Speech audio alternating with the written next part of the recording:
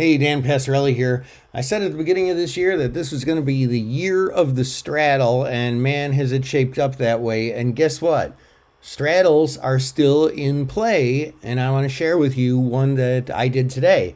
So, in our group coaching class, I was looking at Facebook, now called Meta platforms, of course, and I was looking at the chart. Here, let's pull up the chart first.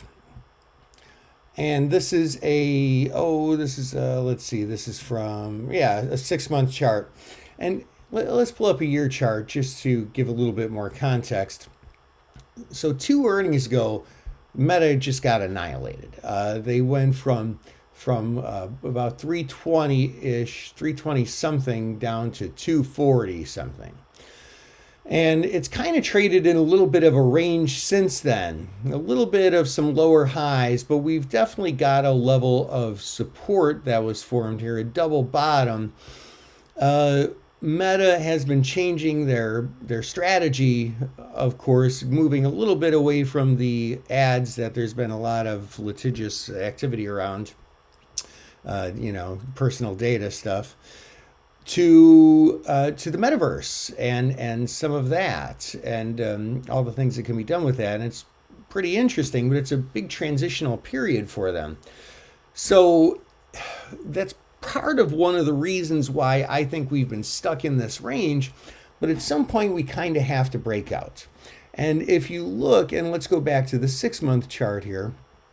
If you look at where historical volatility is, I mean, it's down fairly low. If we erase these mesas, it's down kind of in, where it's been for the past 5 months or something like that. And the implied volatility is trading really decidedly lower than that. If we consider the historical volatility, let's just round it down to 51. When we go a month out, we can buy it like a 41 volatility.